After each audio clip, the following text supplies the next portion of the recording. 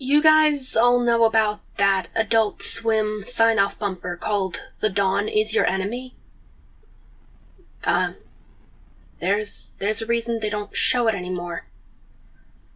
The last day the bump was used as a sign-off, instead of a normal running time of about 9 seconds, it ran for an extended period of time until the automated services were overtaken by manual operation.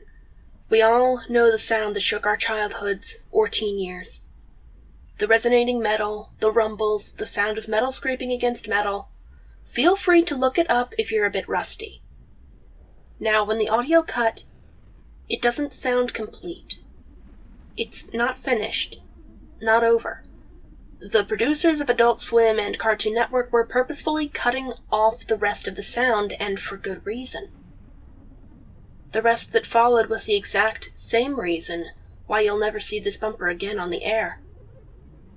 Once again, it's supposedly only run for about 9 seconds, and this is a rough transcript of the actual audio. Resonating metal, followed by a rumble, followed by scraping metal, and another rumble, and bumper. So what could you put together with that?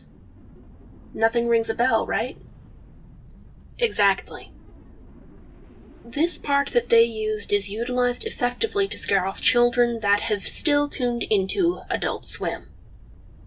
It even gives adults goosebumps because it's that good. It's closely rivaled with the hammer clinks in the William Street production card in Nightmare Fuel. Getting back on topic, usually a Cartoon Network employee would enter the control room left by an Adult Swim crew member and take over for a day. It wasn't quite the case that day, however. The usual man scheduled to cue the sign-on and such programming for Cartoon Network for some reason did not start up the day schedule. No one knows if he did this purposely, or whether or not his contract was terminated. This was the least of problems Cartoon Network had at the time. What followed the common 9 seconds was an extended 2-minute broadcast of some of the most horrifying audio ever heard on public television.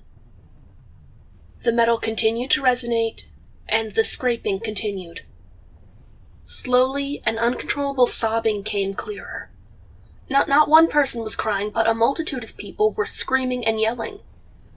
As the metal scraped, the screaming grew louder. Soon, you could hear the slicing of flesh, the grinding of bones, the gushing of blood, and the guttural death rattles of dying people. All across the United States, millions of children and adults were being exposed to what sounded like a barbaric mass murder.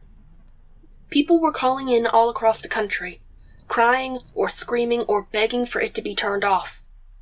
Something kept their eyes attached to the screen and kept them listening to the broadcast.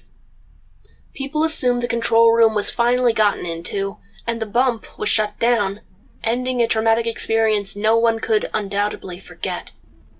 In the last few moments, as the resonating metal grew into an unbearable volume, the channel showed the peaking sun winking at the viewer, and the channel cut to bars and tones. How was Cartoon Network going to cover this up? No one knows their exact tactic to this day. Multiple theories have been thought of, ranging from a preemptive cease and desist to possible news articles to subliminal viewer hypnosis over the following weeks.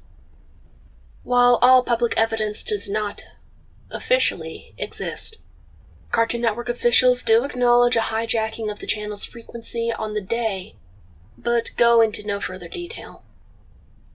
All late morning bumps, including "The Dawn is Your Enemy," were replaced with the corresponding ones from the 1:30 a.m. time slot.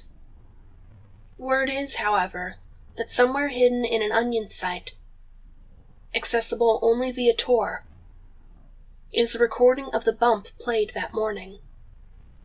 The question asked the most among the few who remember this is how Cartoon Network got the audio in the first place.